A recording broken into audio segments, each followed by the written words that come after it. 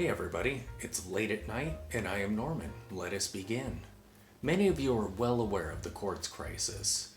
Innovation and technological breakthroughs culminated in the 1970s and made far more accurate, far less expensive watches possible. While the rest of the world explored these possibilities, the Swiss stood by their craftsmanship and artistry and resisted quartz in general.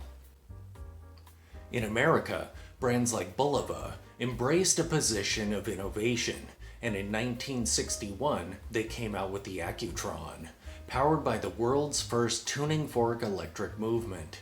These were cutting-edge pieces, and they looked like it.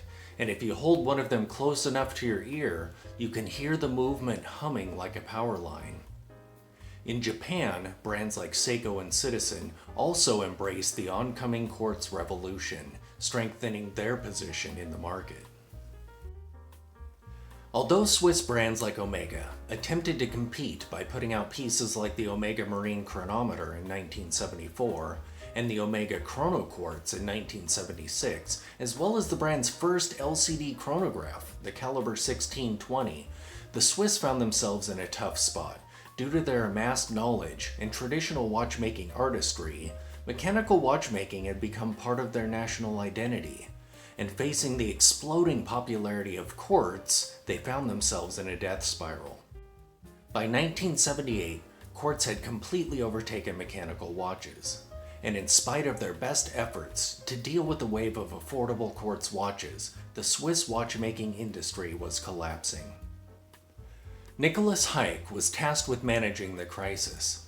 Under his leadership, SSIH, which came into being with the merger of Omega and Tissot, and ASUAG, the largest movement and parts producer in the world, were merged. This merger took place in 1983 and was given the name SMH in 1986. Enter Ernst Thomke, the CEO of ETA SA. He envisioned an inexpensive, throwaway watch. Its quartz movement would be trimmed down to the bare minimum, 51 parts. It would be sealed within a plastic watch case. It would be produced in a variety of colors with artistic dials. It would be fun and fresh and inexpensive and disposable. His creation was the Swatch. The goal was to recapture the entry-level market.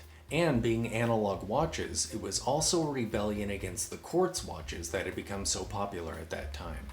To help sell the new watches, the group hired Jacques Erniger, who had worked as the marketing executive for the likes of Nestle and Colgate. This was 1983. The watches sold for 50 Swiss francs and were an instant success. I know because I was there. I remember seeing the Swatches in the malls, receiving them as gifts, trading them with friends. I remember seeing Swatch ads in skate magazines and trends among Swatch lovers, like wearing multiple swatches on one wrist, the rubber band style crystal protectors. I even had a couple pop swatches. Due to the immense success of Swatch watches, SMH was rebranded as Swatch Group, and some of the watch brands that fall under its umbrella today are Breguet, Blancpain, Hamilton, Longines, Omega, Certina, and Tissot. It's amazing to think that a little plastic throwaway watch pulled Swiss watchmaking back from the brink and saved all these brands, as well as the national identity of the Swiss. I think that Swatch watches deserve a place of reverence in the heart of every watch lover. Furthermore, I believe that every watch collector should own at least one, even if it's just a display item on a shelf. It's a piece of history and a reminder of how mechanical watchmaking, at least Swiss watchmaking, nearly collapsed entirely, yet was saved by an inexpensive plastic quartz watch. I personally own 10 swatches. I own 6 gents from the 80s and 90s, 3 new gents, and 1 beat up old pop swatch that needs restored.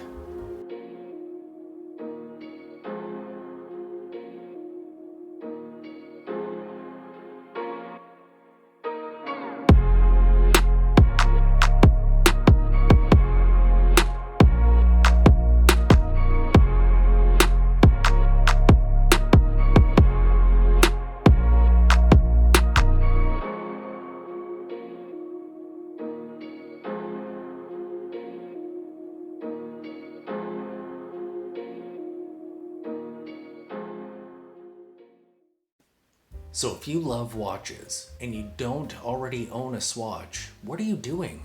You need to go out and get a Swatch. By the way, here is my wrist check. I am wearing a Smith's. Thanks for watching.